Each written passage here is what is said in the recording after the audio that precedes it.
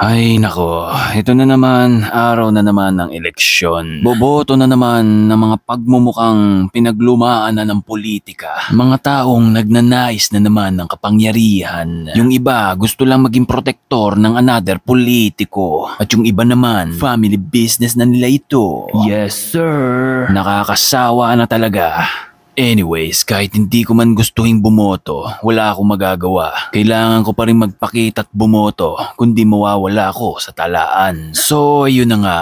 6:15 pa lang ng umaga, nandirito na kami para hanapin yung mga kwarto namin kung saan kami boboto. Kaso, pusang gala. Doon sa clustered precinct ko, may issue yung ACM, yung voters counting machine. Na kesyo kailangan ng IT expert para maayos yung issue. Kaya sa amin, ako lang ang hindi nakaboto ngayong oras na to. Pusang gala times 2. Masayang tuloy ang oras ko ngayon. Bis na tapos na sana ako. Kailangan ko patuloy bumalik mamayang hapon. Walang yan. Kainis. Ito pala ang pangit pag maaga kang boboto. May mga tsansa na may ganitong aberya. Lalo't matagal pa naman dumating yung mag-aayos nun. Dahil sa inis ko, napakain tuloy ako ng hotdog. Iniiwasan ko pa namang kumain na ng ganito tuwing almusal.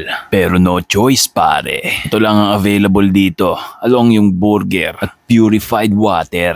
Nom nom nom nom nom nom. Kaya after ilang oras, tanghali na ako bumalik kasi gusto ko na rin matapos ang bagay na to. At ayun na nga, naayos na ang issue, natapos na rin sa wakas. Nakaboto na rin ako. Maganda pala ang oras na to. Wala nang katao-tao or pila katulad nung kaninang umaga. Ayos. Hindi rin naman ganun kainit ngayong araw. Kaya tingin ko ito ang magandang oras kung ikay boboto. Wala rin naman daw break time sila, sabi nung teacher na nakausap ko. Kaya't kahit alas 12 or alauna ka pumunta dito, pwedeng pwede. Alright. At para sa tanong kung sino ba ang mga binoto ko, ang magandang tanong dyan meron ba o wala akong binoto? Dahil nowadays I realize, wala namang naging silbi ang mga politiko na yan sa akin. Lalo't wala silang nagagawang solusyon dun sa hayop na baha na taon-taon na lang nangyayari dito sa lugar namin. Nakakaumay na lang talagang mabuhay dito sa Pinas. Kung puro na lang pansariling interes at korupsyon ang nasasaksihan mo araw-araw.